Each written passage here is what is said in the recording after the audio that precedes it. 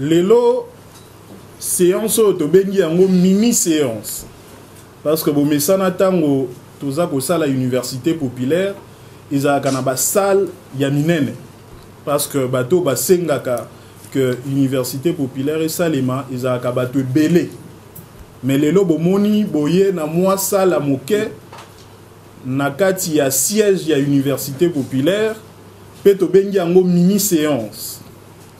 Pour nani to bengi yango mini séance eza parce que ba question au université populaire ekoki kolobela formation université populaire esengi pesa esengi mikolo ebele esengi que to se réunissaka mbale ebele mais basali ya minene boyebi eza likambo makoki eza likambo ntango pour que toza na possibilité ya ko sangisa kabino yango makanisi yaki tosaka ba mini séance parce que université populaire makambo nyonso o eza ko salema na mboka il faut to pesa bino mateya na biso pe to pesa bino position pas forcément position to sukaka na mateya parce que mateya wana pe utaka pa na bino parce que to comprena ki mingi que tango ba problème eza ko bima na mboka majorité eza ko pesa position na ye à défendre yango. Opposition pas pesi position na ye en attaquant la majorité à défendre yango mais des fois vérité na katika tsezo zalate ndenge likambo lelo tokolobela ya seuil ya représentativité makambo a loi électorale toka kaka bato ya majorité ba obieza malamu bato ya opposition pe ba obieza mabe za dictature mais finalement na katika tiwana population antikala ki koyeba te finalement seuil yango a représentativité eza nini makambo mosusu a machine à voter à caution eza nini loi électorale yango nde nini mosala nango nini na mboka nyonso wana soki otali bien débat wana ya malamu esalemaki te yango bato ebele basengaki ke université populaire baya parce que bango nde bapesaka mateya mpe bapermetaka ke population mpe à intervenir na mateya wana ezalaka a position ya université populaire te yango wana lelo tozwi teme oyo soki bakotya slide ya liboso thème ezali la loi électorale et le système politique congolais, quel avenir pour la RDC? Ouanezan en français, mais loi électorale les amis beko ya élection, système politique congolais ezali ndenge nini mboka ezali ko kambama ko bokambami ya mboka et avenir nini biloko wana mibale ezali ko tracer pour na mboka na biso parce que ça débat malamu débat pe ya monene photo eba loi électorale eza nini système politique na biso eza nini pe nyonso mibale wana et ko permettre comme nini na mboka na biso pour na avenir parce que il faut bayi politique ba homme d'état baza bato batalaka kaka génération na bangote et sengi tango baza ko kamba mboka batala nini toza ko tika pour la génération future en termes de culture politique en termes de culture démocratique et en termes de gestion ba résultat na yango nini toza ko tika pour na mboka pour la génération future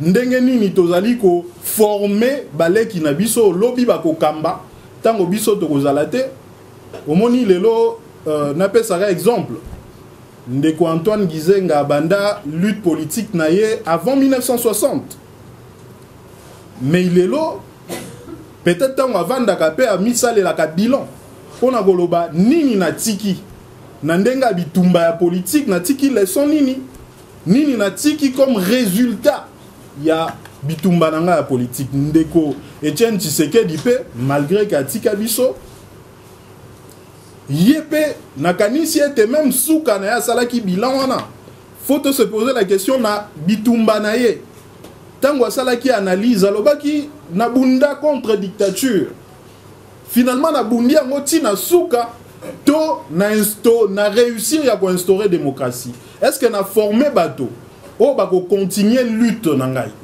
yango à l'université populaire tango to bara même que toza ko former jeunesse réserve la République c'est parce que toyebi ke babitumba mususu biso to ko silisa yango te yango il faut tout ça là qu'à chaque fois bilan état des lieux peut to pesa matériel pour permettre que bitumbo biso to ko ka sala te ba jeune ba ko ya lobby bana na biso ba koko na biso ba sala yango yango tango biso toza ko loba to loba ka sans complaisance photo bimisa makambo tout n'empoisa bato tout ba eba que voilà makambo ngo ndenge nini ezali biso population to eba que wana intérêt na biso ezala kité place on intérêt na biso ezali bitumba na biso yango na pe tozalaka te tolobaka te toza ko détenir vérité à 100% yango to pesa bino toujours maloba to engager débat. Loi électorale, système politique congolais, quel avenir pour la RDC?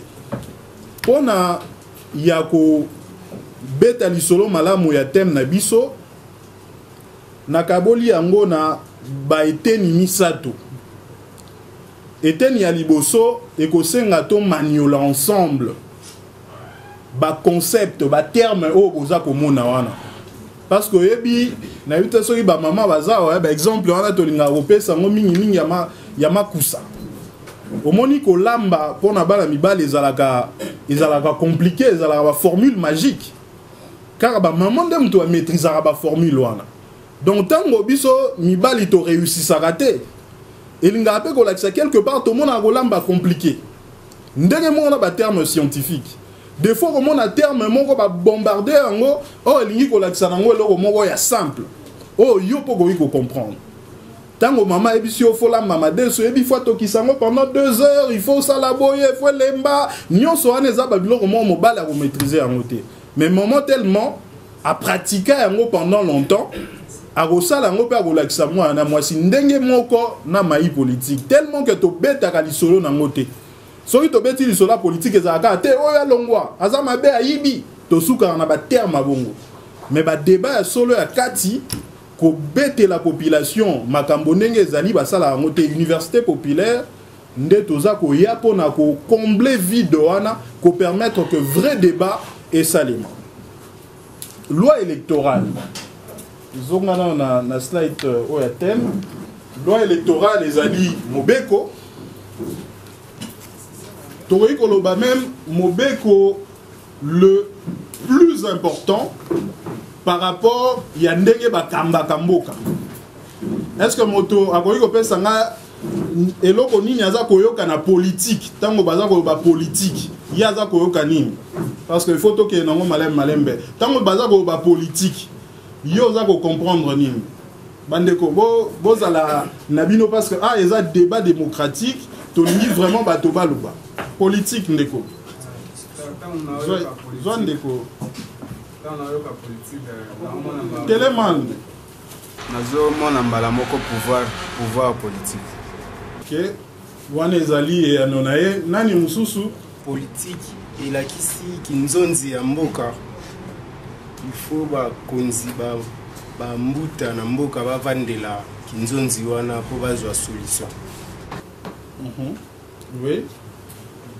Na exposé na osali na comprendre que koyoka politique eza tout simplement manière ya ko gouverner soit na mboka manière ya ko kamba lolenge ya ko kamba soit na mboka ou bien pe na ba foyer na biso. Je pense que déjà Ndeko Dani a vu un mot globalement. Au fait, politique, grec, gestion de la cité. Donc, Bokamba Mimboka. Yango anande politique. Et Bokamba Mimboka, na ba démocratie, on a Bokamba Mboka, okoki koleka kaka par élection. Pono koma président de la République, pono koma député national. Donc d'abord pouvoir éoutaka na peuple, puis par après misusu badimaka na nomination politique yango na bokambi mboka. Donc loi électorale yango na ndeza ko permettre que mboke kambama. Pour que tous un président de la République, il faut que loi électorale eza ko loba ndenge nini bako ponaye na peuple pour que akamba mboka. Ndenge nini ba député bako pona bango. Yango na loi wana ezo sur le plan politique ezali la loi la plus importante. Parce que ce qui est athée, et que démocratie peut quelque part est alité. yango mutuzo faire d'elle la loi la plus importante nakanisi na éviter ceux qui vont comprendre loi électorale nakati ya loi électorale baza ko prévoir ndenge nini moto bakoki ko ponaye pona koma mokambi yango wana nde loi électorale. Deuxième ezali le système politique. Na système politique il faut comprendre bopanga ba terme te parce que très souvent yango nde moto bangi sarabatu balanda ba débattre pourtant eza makambo eza ko concerner moto nyonso. Na système politique faut kotala d'un côté ndeko soko ko pe sa deuxième slide tozali na d'un côté le régime politique et de l'autre côté d'autres systèmes donc régime politique na fonctionnement ba système ba parti politique ou influence à régime politique yango wana nde ba bengi liboke ya système politique. Pour aller plus clair parce que nyonso wana na yebi que vous avez toujours compliqué. Tolobi que politique ezali bokamba ya mboka ndenge bakamba mboka. Mais nakati ya mboka tozalaka na ba pouvoir o ba bengi ezalaka misato. Pouvoir judiciaire o ezali tango bato babebani bakendaka pa bazuzi bakabola bango ba trancher problème judiciaire yango wana nde un de pouvoir et bozali na pouvoir exécutif bato yo bakambaka mboka au quotidien chaque jour bato bakambaka mboka bango nde baza na pouvoir exécutif président de la République gouvernement où ils ont composé na premier ministre na ba ministre et tous a pouvoir législatif bato basala kanibeko tozali na assemblée nationale na sénat bango nde basali parlement bomoni siko koloba nini politique ezali okambani ya mboka tango bazali kotala ba pouvoir politique pouvoir o ekambaka mboka bazwaka kaka deux pouvoirs exécutif na législatif parce que bango nde bakambaka mboka judiciaire ya kataka makambo ye batiaka ye na analyse ya pouvoir politique te alors eloko babengi régime politique ezali ndenge nini bazali ko gérer le mboka au quotidien pe relation nini eza ko exister entre les deux pouvoirs. Est-ce que ça vous compte? Ça vous compte pour le barabandela? Donc le deux une relation à bango ndengeni ezali entre ba organe oyo ndebimisaka régime politique. De manière claire ezandengeni mingi ba régime à monnaie ezalaka trois régimes. Toza na régime présidentiel, toza na régime parlementaire, et toza na régime moko ezalaka ndeti na katikati na bango mibale. On va venir à semi-présidentiel. Mais mingi va venir à un régime parlementaire de type semi-présidentiel. Oh, biso tozali na. Est-ce que vous allez comprendre? Donc, régime politique, yango ana misato. Alors, total a siko ndenge nini ba régime politique yango et fonctionnera pas. Tobi ezandenga ko kamba mboka, mais tout en regardant ba relation nini ezali entre ba organe, il y a deux pouvoirs, deux pouvoirs politiques. Dans le régime présidentiel, ce qui régime est présidentiel, net inambo kanini, régime politique présidentiel, régime présidentiel. États-Unis. Ouais, mouton sous ça bika régime présidentiel, même à Tanambo Kanabiso na régime anani par exemple. Ouais, na Simakuna. OK, na régime ya Mobutu. Alors, régime présidentiel, les a rendus. Tolobi na exécutif, toza na président de la République, gouvernement, premier ministre, na ministre. Nakati ya régime présidentiel, pouvoir ya kokamba, ko gérer au quotidien, complètement épesami par le président de la République. Alors, la compte ya ko rendre te na parlement. Yende motaza kokamba mboka, o ba interpeller ministre na ye et l'autre côté. Kokamba eza ya ye kokamba mboko quotidien pouvoir ya kosala mibeko ba loi epesami na parlement oyo ekoki kozala na chambre moko elingi kolakisa ke assemblée nationale kaka to chambre mibale baza na sénat Donc président aza ko kambo quotidien, parlement aza ko sa mibe konaye moto aza ko interférer par moninga azate au parlement interpeller ministre ezalakate. Très souvent dans le régime présidentiel, premier ministre goûte azalakate parce qu'il a posté. Chef du gouvernement est président de la République. Il y a un kambana ba ministre naye. Premier ministre n'a posté a boyi ko za naye mais importance n'est ko zalate. Régime présidentiel yango ana ba tamaye ba benga ngo régime strict, il y a séparation stricte de pouvoir. Donc on va interpeller ministre té président Vandi Kimia. Il y a problème les aga attendre ngenda ko tsa mibe ko na parlement et dit que wana akeko se soumettre na ba parlementaire. Bon ça un régime musu cela à l'extrême. O ba bengi régime parlementaire. Na régime parlementaire c'est quoi ezani? Batu oyo ya gouvernement. On a ba kamba et sengi que ba bima ba za investi par parlement. Donc il y a montant au premier ministre, ba député ba bimi. Tant on va partir sangani premier ministre bimi avant banda ko kamba. Il faut que nenano a présenté programme naye aza investi sima aye ko kamba mboka. Bon moni, est-ce que vous comprendre la relation? Nakati square régime parlementaire motoyo akoki kozala roi to chef de l'état des fois ça a une importance soit aza président de la République un peu comme Belgique hein, aza roi azo régner sans gouverner soit aza président de la République ba votaka musu na Sénat azala ne penza na rôle ta jouer comme Italie et ba Espagne na kanisi la Suisse aussi hein. Donc effectivement régime parlementaire les abongo donc tellement bango baza ko uta awa na parlement za ko investir bango parlement ba contrôler bango interpeller bango akoki pe ko kwisa bango par motion de défiance to motion de censure boyoka déjà ba terme wana régime parlementaire yango wana bango pe baza na pouvoir ya ko dissoudre parlement soki bango pe moi ke ba déranger bango trop ba député interpellation leki ba oui mais biso population lingi biso mais bino ko lingi te to kamba alors biso pe to tango bino bo sengi mon cher censure biso pe to quoi ici bino na dissolution to zongi na ba élection voilà régime parlementaire yango wana alors to dans un régime amisato oh biso place tozali na France na kanisi oh ba bengi régime semi-présidentiel boyebi Babylone va sangisa ezalaka toujours compliqué.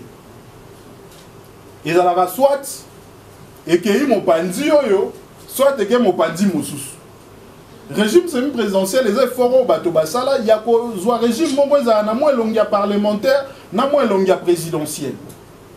Yango biso tozala on va benga ngo semi-présidentiel mais mingi ba scientifique ba benga ba comment benga ngo parlementaire des types semi-présidentiels parce que mingi soko tali fonctionnement nango eza ya kokokana mingi na régime parlementaire que na régime présidentiel yango bengi régime parlementaire de type semi-présidentiel au biso toza nango fonctionnement nango eza ndenge nini président de la République au lia limwa ndeti na régime parlementaire tobek na parlementaire président zali mais assez effacé.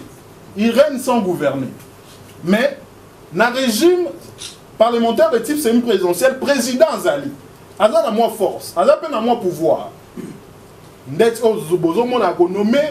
Même à la limite, pouvoir, il y a dissolution, même un pouvoir réglementaire aussi. C'est un peu compliqué, mais, bon, on a que le président a coexisté. Il a un pouvoir. Et surtout, pouvoir en moi, bimaranini, au moins, il y a un régime parlementaire, président Zalaka élu, na niveau à mi-balé, na second degré. Vous voyez, le second degré. Second degré, et Zalaka, il ne faut pas voter. Bato moko boye, pe bato wana na tango la bango ba voter moto na deuxième niveau. Ils ont des sénateurs, bazalaka élu à second degré, gouverneur, bazalaka élu à second degré. Par exemple, on a nyonso. Et président, très souvent, dans le régime parlementaire, tellement qu'elle a un pouvoir ébélé, inutile, peuple a voté Mbalamoko. yango na ba régime parlementaire azala soit élu par deuxième chambre à parlement donc le Sénat soit aza roi. Mais na régime semi-présidentiel tellement que président a quand même un certain pouvoir yango ba élu directement par le peuple. Donc président a la légitimité à makasi. Yango ana eloko ba bengi régime parlementaire de type semi-présidentiel. Pe ba bengi na globalement régime politique. Est-ce que tout ça on sait comprendre? Oui. Parce qu'avant de voir ta makambo ba sœur Yohana, il faut boye ba makambo wana nyos. Système politique siko ezali ndengeni. Bomoni eloko ba bengi loi électorale et même système de financement, il y a des partis politiques et il y a ce qu'on appelle les systèmes de partis. Système à parti na mboka nyonso ezalaka boza ko chama ele bobi mboko fo ekambama. Mais kambama boni. Et quand on a un parti, base à la 1000, base à la 2000, to base à la 1000, to misato. Néanmoins, et même makana et l'on va bien dire système de parti politique, où est défini ça comme système politique. Système de parti politique est ani. Na bambo kamususu, ba définit ça que ba parti et kambaka kami balé. Système on va bien dire bipartiste. Ba parti nous sommes mike zalaka mais tant qu'on va ça avec élection. Boebi ke borozalagaka, exemple, il y a États-Unis, parti démocrate, na parti républicain.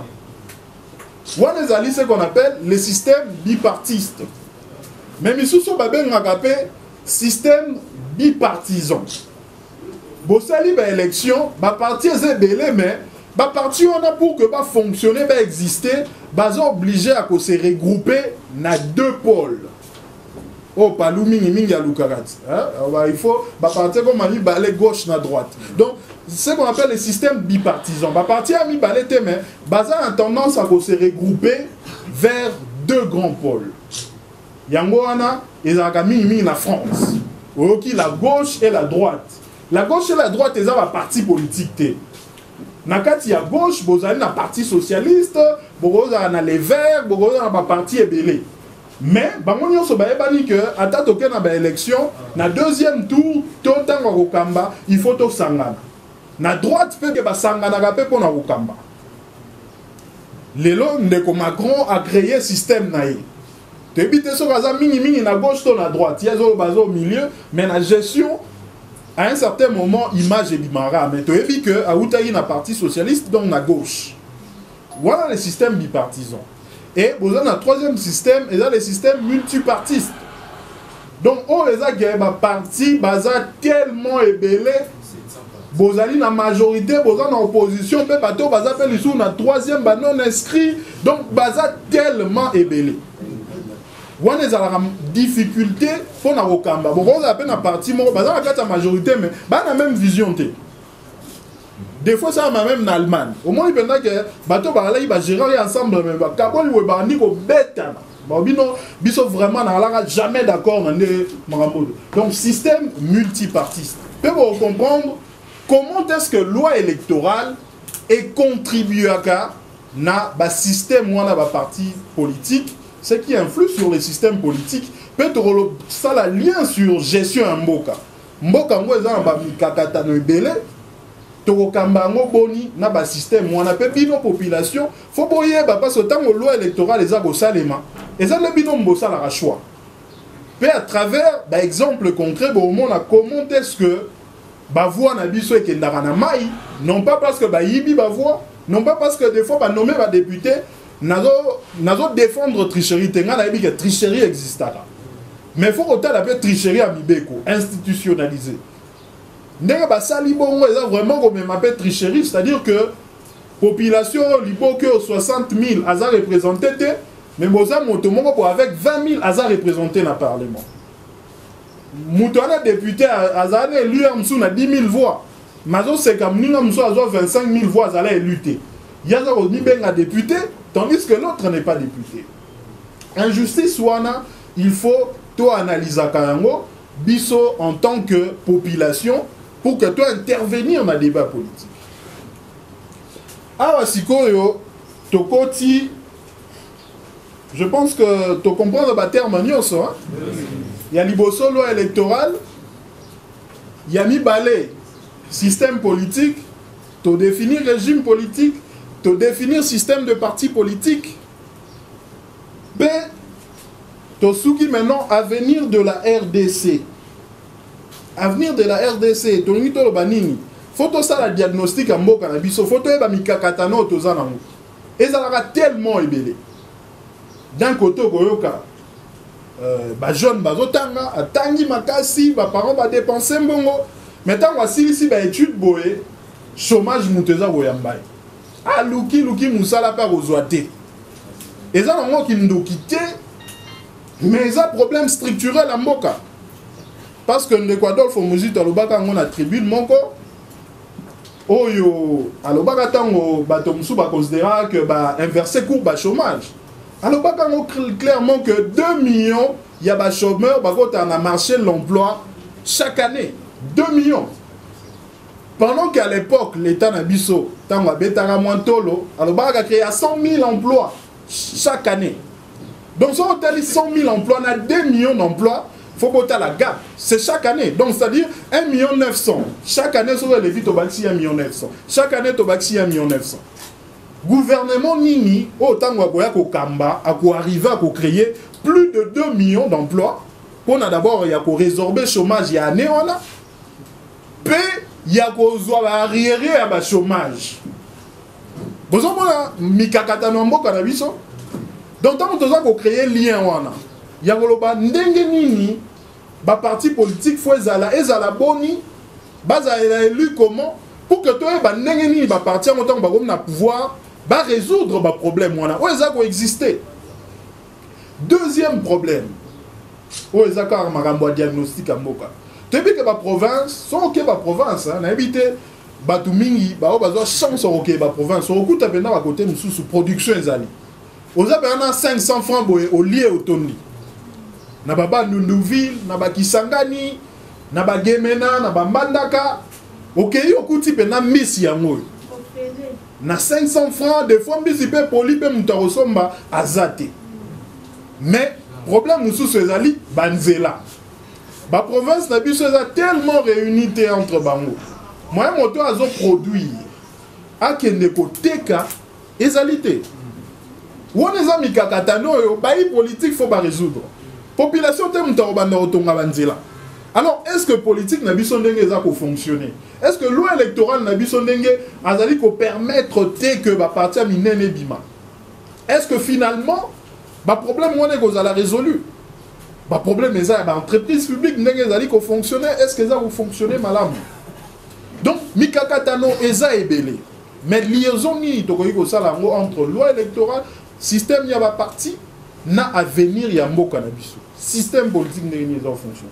Toko ta dans le détail, awasikoyo, tous un exemple, il y a un système électoral. Parce que tu as pas dit électoral, mais et là on va intéresser biso maka ces ali, ndenge nini, ba principe nini et la rétabli tant vote et salami pour na ba transformer en na ba siège, na ba ebonga. C'est-à-dire moto tant on va voter, ndenge nini na koyi ko comme député. Le système où tu as la paix, tu as le loco bengi seul. Awa, tu as une circonscription. Circonscription, on est allé à 5 sièges. Est-ce que tu as un malade? Circonscription, on est allé à Bakaboula. Tu as bon, place où il y a 11 sièges. Donc, il y a une place d'élection au Salim. Il y a une circonscription électorale. Bon, tu as une circonscription électorale. Tu as vu exemple, il y a Lukunga. Ils en ont 5 sièges.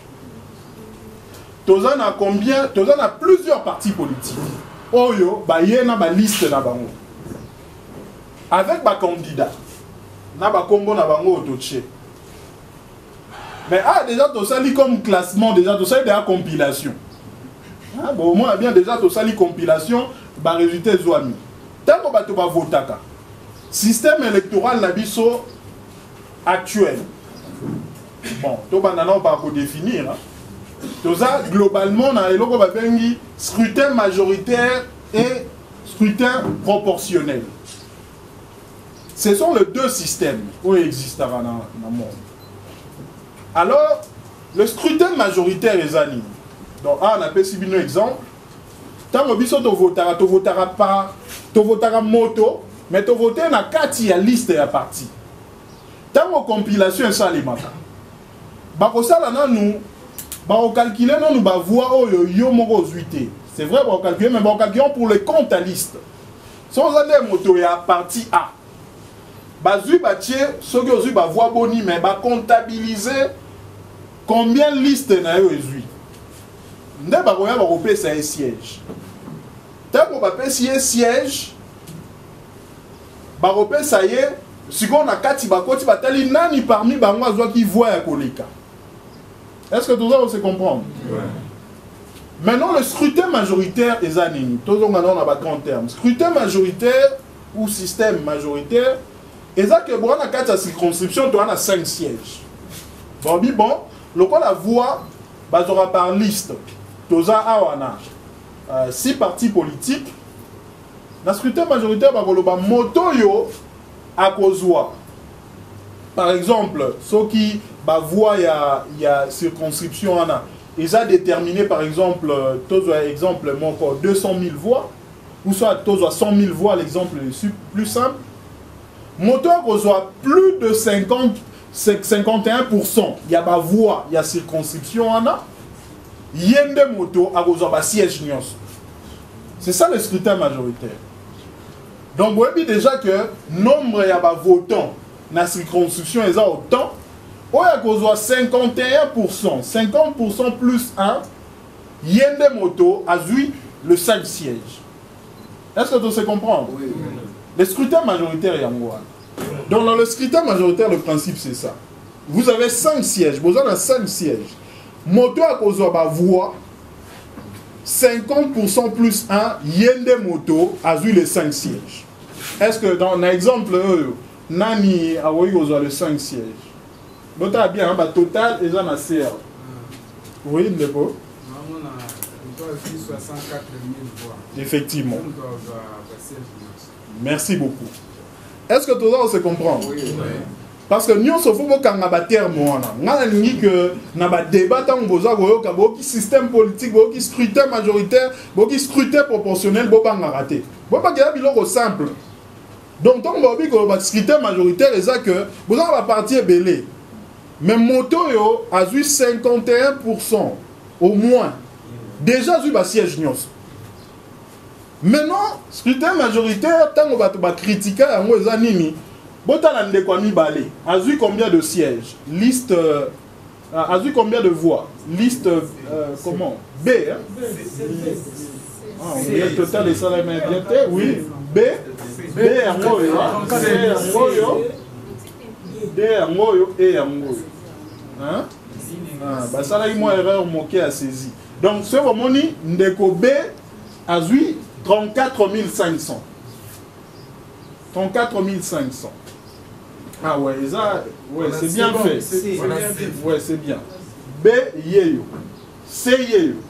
C au bakombo au total à votant. Donc 34 500. C'est pratiquement la moitié à 64 000. Son moni 21 000, c'est l'un tiers. Mais par contre, il y a des députés mon côté. Vous avez un scrutin majoritaire, on va critiquer ah, mais Maninga Moussoupe Bazou Bavoit, Naniga Yomoko, aux les 5 sièges. Au moins, il y a Maninga Moussoupe Bazou quand même quelques voix. Alors, il y a un système qui créé injustice. Mais par rapport au là que, avec ce système, Mini et Bimisara système bipartiste. Bon, on a 2 grands partis. Pourquoi? Parce que les partis voient toujours pour les cabaninga. Allez, bah rafler, bah voix nyos. Donc, qu'est-ce qu'on va calculer en parlement pour le que un moussouga da parti A na parti B, bangomi balé kaka, moutou, babimisi ba député dans le parlement. Donc, peut-être avec 40% de siège, et parti à majorité, on a 55%, 5% on a un petit parti qui va parce que côté monsieur on parti B, moutaro bimana ba député pour les kabango. Parce que parti on a yazala ne musuka makasi na bandunduka. Alors, ici, il y a 10 mais à partir de ce moment, il sur le plan national. C'est 60%. Tant que gérer à 60 ou 70%, il y a des députés. C'est ça le scrutin majoritaire qui favorise les systèmes bipartistes et favorise un système bipartiste. Maintenant, le système proportionnel ou le scrutin proportionnel, tu reçois exemple, il y a des compliqué binoté, il y a des moyens, reste, il y a les plus forts restes. Alors, système proportionnel ou scrutin proportionnel est créé pour l'injustice au scrutin majoritaire écrit injustice entre guillemets. Dans le scrutin proportionnel, vous avez moins proportion. Baligné que parti nyonso a un siège proportionnellement na ba voix ya zui. Idée, il y a système proportionnel. Et dans le système proportionnel, ce qu'on peut proportionner, ça la malamu, c'est l'idée à caution électorale. Donc, il y a une caution électorale, et ils va voir où est kozwa pour n'a pas fait ça au siège monko. Pas fait ça bon monko na parlement, na assemblée nationale, dans l'assemblée provinciale. Il y a une caution électorale. Donc, ceux qui ont voir na barobi, ah papa, yozo est bon à nos côtés à parlement. Il y a une caution électorale. Est-ce que tu sais comprendre? Les cautions électorales, ils ont déterminé deux fois dans plusieurs systèmes, ils ont votant nyonso. Il y a Mboka, on a tout enrôlé. Enrôlé nyonso, Mboka va diviser par 500 députés, basu caution électorale. Donc, nous sommes votant. Il y a Mboka Moubimba, va voter, va diviser par 500, basu caution électorale. Dans le système, nous sommes par circonscription. Dans la circonscription, on va voter autant. Et on avait autant de sièges divisés en haut, basu caution électorale. Donc il y a tout ce système. Mais, la loi électorale actuelle, par rapport au nombre d'enrôlés. À moins que l'on vérifie. Mais là, il n'y a pas trop un grand débat. Mais tu peux si exemple, Kaka, il y a 60 000 voix comme caution électorale. En 2011, je me rappelle que caution électorale est à 64 000 voix. Mais à Tozoui, nous 60 000 voix. Système Nabisofoboe toujours ezali par liste. On vote un candidat na kati ya liste, voix est comptabilisée pour un candidat et pour une liste. Mais tant que vous attribuer un siège, il faut pas abandonner une liste. Une liste et atteindre caution électorale. Ce qui est atteindre, ne va continuer à la liste pour un candidat nini azui makoki quoi, azui va voir que les kabaninga. Ce qu'on t'a dit bien, bitumba pour un candidat député, ils à deux niveaux. Ils ont bitumba pour un parti, pour une liste naie, pesa bitumba pour un moko. Parce que ce que vous allez, Nego Patrick na trésor. Voilà, nous avons perdre palou. Mais Tchébino Boye, on va voir mon qui est, à Mobimate, on a l'équipe Ninga ma voix, n'a Mobima. Donc, il y a des Tumbami Balé. Vous avez la partie contre la partie Moussou. Peu aux alliés, comme ils bundent la Moro. Peu Bitumba, on a facilité, Batumoussou, peu Babébana. Pourtant, Baza va ta partie Moro. Alors, ici, tous les exemples, tous la partie A. Ndeko Patrick a eu 25 000, total Malamou, c'est très important.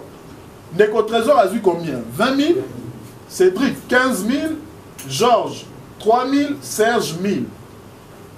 Total n'a pas 64 000 voix. Bandeko Moussou Soupé, Tonton, tout ça, a eu 34 500. Bah, Moussou 21 000. Moussou liste D 11 500, liste E 21 000. Est-ce que tout le monde a des chiffres? Et les chiffres, Toto, peine à chiffres na carte. Mais si vous avez biso tokomi ngoimulu nato malmal. Hein, boko nate, ngoimulu nato malmal to corneille nanga. OK. Biso si vous avez mutu, to proclamer résultat. Balobi tango bazako pesa ba siège, il faut total parti nini à atteindre caution électorale. Première question dans l'Uyangouana. Ah, déjà, tu sali ma compilation, tu as dit que Nego Patrick a eu autant, déjà, tu sali. Parti nini pour atteindre caution électorale. Total, le roi a 60 000, les alliés, parti A. Tant que tu as 60 000 voix, et tu as combien? 4 000. Donc, parti A a eu déjà un siège. Sur les 5. Et tu as 4 sièges. Dans 4 sièges, Joana, si on a déjà parti pour atteindre la caution électorale, total, il y a atteindre la caution électorale. Azate. Ce qui veut dire que faut appliquer le système proportionnel à liste ouverte, mais à plus fort reste. Donc, tant que la caution électorale déjà basée en haut, et comme il y a bitumba la nani atikali na reste ya munene pour na topé c'est siège. Ah, ce que tali bien, nani mususu na reste à munene. Parti B. 34 500. Azui deuxième siège. Et tikali combien?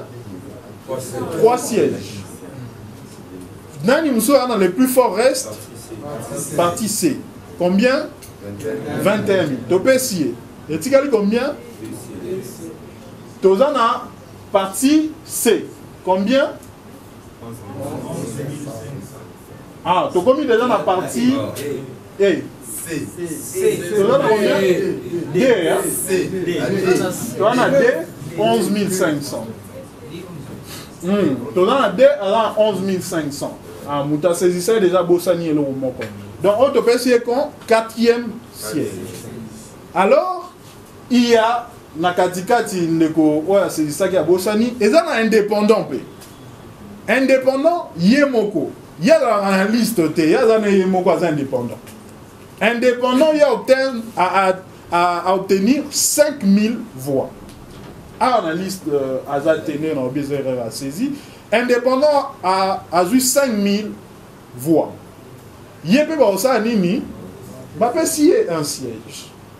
Faut si au total analyse à malamu loko to ba ina ebandeli wana député nyonso ba robenga e député mais bon e baté loko nini e batani simana e et loko e batani wana ezande population donc c'est à dire indépendant a eu siège moko liste et comment D a eu pe siège moko mais bango nyonso ba eu combien 11 500 mais total, est-ce que liste A a 64 000 voix, vu combien de sièges? Mais Toko Tasiko, on a liste A. Liste A, Patrick a vu combien? Trésor a vu combien? Cédric. Est-ce que Nabato Nyonso Bazali, liste Nabango Mobimba, et ça moqué que voix au Cédric a vu, que voix au Trésor a vu? Mais parti où il y a mon avec 64 000 citoyens congolais, basé siège moko. Tandis que parti où il y a mon ké, au babunani, il y a moins 5 000, il y a moins 3 000, il y a moins bon. Bango basé siège. Donc il est plus dur encore, pire encore. Indépendant, il y a écoute la partie tout ça avant d'aller dans Ndaku, grand prêtre Morobu. Il y a un musicien, on a mes canaux. Moi, 5000 bâtiments, on va voter. Et ça dit que Yépe Azwa, siège Mogo, n'est pas dans la liste A. Comment le système de la vie sont des gens? Il y a un bâtiment, parti où on est total arabe, comme on est UDPS. À quel côté, on va poids lourd, parce qu'on va poids lourd. Bah on va voir n'importe on a la liste. Bah on va poids lourd il y a ma parti politique. Maintenant on va continuer la liste. Bah on mignon sur ma bomi. Bah c'est neutralisé. Il y a mon yoga nai effectivement bobi no mon vota bobi biso to vota qui tel ne belé. Mais n'est ni à l'équité va tricher. Vous comprenez? Vous n'avez pas tort parce que bi no posé belé par rapport à parti EO. Vous comprenez? Mais Bobimisi, quand on a injustice, et créer qui a mon indépendant. Sur hôtel nombre indépendant, tu repères ça chiffre tout ça historique quoi na l'Équateur faut musique tu as vu ça en 8e tribune na à la qui ça qui va pouvoir ya batu ba indépendant ba combien belé ba même ba ça majorité o indépendant ala mutoyo ala na vision na yemoko ala ne d'accord na batu musute yango nda ba benga indépendant donc trouble fait bon telanté la ne balba donc ala ni na gauche ni na droite mais c'est quoi comment est-ce que bino ba telanté là bon comme plus nombreux que ba parti politique. Donc déjà, problème, il y a un système politique dans le Boana. Comme un multipartisme bon, intégral. P, le roi Sali Boy. Boyebi n'est salément. Est-ce que Boyebi n'est salément après analyse? Ma partie à Minene va monique que, ah, naï, tout le bara à Cédric. Là, Cédric. Donc, ce qui est créé une partie, dans la paix, donc, ici, madame, mon père. Et aussi, madame, mon père. Donc, on a pesé pour les gamins partis. J'aurais créé parti lobby-lobia. N'a pas tout le monde, enseignant, banani, on va avoir un impact. Mais, ici, député. Parce que tu as la paix, il va péter. Mais au moins, on va ici, on a 10 députés. Lobby-lobby, on va dire, pas lourd, pas ma cité. Biso a 12 députés, on va 12. Maman a 17, biso peut 17, dans la majorité peut peser. Même hôtel il parle ah mais parlou mais n'a pas non mais t'as pas tout ébélé. Mais pas ébélé on a système électoral et puis ça va député mouki. C'est ça en fait la magie. On va comprendre rater. Mais ma parti n'a biso elle a faiblement représenté dans le parlement.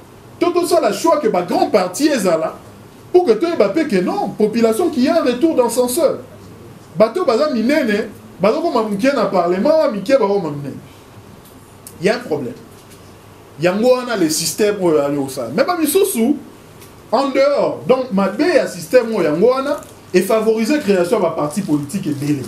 Si vous avez un parti, moi, si vous avez un problème, vous avez créé bon. Dans autant que la vie va commoter, vous avez que les culture na biso. Même à la limite, bah conseiller peu, motomo pe à palou, il y a créé bon. Parce que, ah non, Tika, parce qu'il aurait pu le faire.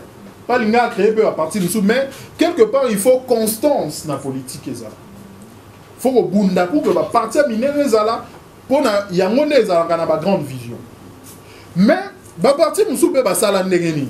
Il dit que, t'es, biso, tu créé la partie alimentaire à Mickey, et ça, moi, mosaïque. Et ça va biso mais tu créer peu ma personnalité mususu. Oh boyoka na esi renotanga kombote boyoka ba parti mususu ah b parce que bolni tellement créer un belé que même imagination ba kombo mozan. Il n'avait pas de choix. Il n'avait pas de choix parce que le système wana so bobi olandango oza parti munene mobimi mukie. Pe député tout, député ba 3000 voix aye a ochabe pour mutu ya 30 000 voix. Mutu roya lisu so yeba ezati. Et parti moi je considère que Balen a tenté, stratégiquement parlant, Balen a choisi de créer un parti à l'Okuta pour que va peser. Tilda Slaito il a dit. Et là qui, au moment où la majorité va créer consciemment. Maintenant on considère que Babissou va créer inconsciemment. Parce que tant que le leader Etienne Tshisekedi, tu peux kangama et belé peut babima. Grâce à ce système-là, une épaisse va voir dans moi qui grignotait. Moi, 3000 euros à grignoter, on va voir une épaisse, mais bimi ici, bah élu. Quelque part, c'était aussi comme ma partie mosaïque, il y a majorité au Batoubatanga. Alors, total, comment est-ce qu'effectivement, émiettement, va voir ça qui n'a parlé moi. Total, en 2006. En 2006, Tozali n'a pas parti à majorité, n'a pas parti à opposition. Botala bien. Donc non, globalement, on chiffre globaux. Pour moi, il y a parti à majorité. Bateau, il ne faut pas kamba. Bazaï a combien de pourcents? 39%. Oh, il ne faut pas kamba. Mais Bazaï a combien? 39%. Ba parti politique. Parce que système va partir au niveau de l'extérieur, au niveau kamba mboka, il faut qu'ils aient la partie politique et kamba. Ba indépendant, bon, il faut compter ba monter. Mais Bazaï indépendant. Donc, Baza contre ma vision et la majorité en opposition. Mais si la majorité, il y a déjà un problème. Ce balai 10 ou 15, il y a un problème parce que bah 15 visions différentes. Ce balai a 15 visions différentes, donc 39%. Donc il y a que pour que la majorité gouverne, il fallait le indépendant. Bateau ba vision qu'on a été avec une moboya. Donc il y a une inefficacité dans la gestion. La partie opposition 32%. Et au tali les autres petits partis politiques indépendants 28%. Donc c'est un pays ingouvernable. Même à Tabatou Barosangana, mais pour ressentir faiblesse, c'est parce que Bayoka n'a katé que Bakama ensemble. Mais Bayek au coup t'en a par accident de l'histoire. Donc, il y a un résultat à 2006. Donc il y a 2011.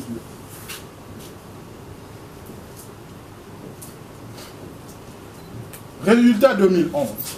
Ah, l'issue c'est baby. Effectivement, tant que parti, Timbeli Maram. Parti Moussous Zali, parti Malette, il y a Baninga Moussous. Timbeli, mais ah, Tochaki Edmond Izuba, na Nekotiti, na circonscription Mogo.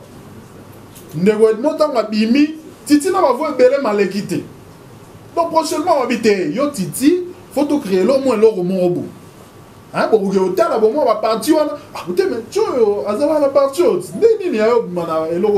ah, donc, calcul, on a des salariés.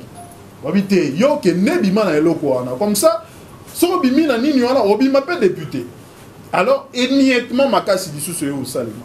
En dehors de ça, ils allaient qui paye na ba parti mususu, bazala qui na illusion à pouvoir, balobi, ah, biso, tozala na opposition, tozala makasi mingi. Alors, moi, mon solo père majorité, tant que tu as voté sur ma casse, là, les pongi, mobiliser, voix na bango pekiti. Et miette pas ma casse, ça. Il y a un moment parti, il y a majorité, et il y a 27%. Il y a opposition, et comme il y a 16%, indépendant, il y a parti à Mickey, 20 000. Parce que les indépendants, les leaders à partir de ah, donc moi, si on a parti à mon néno, on a créé bord, on a donc parti donc il y a un candidat Morga et Moamba. Donc autant de circonscriptions, bon, on a autant de partis politiques. D'où pour moi que les indépendants sont vimba. Les indépendants sont vimbi. Il y a autre parti politique, petit parti politique. Bon, tu as parti. PPPD, 29 sièges, 5,8%. Et l'équipe même pas loup. Mais PPPD, on a Luka, on a militant. Donc, l'équipe, on a député, mais l'équipe, on a la population.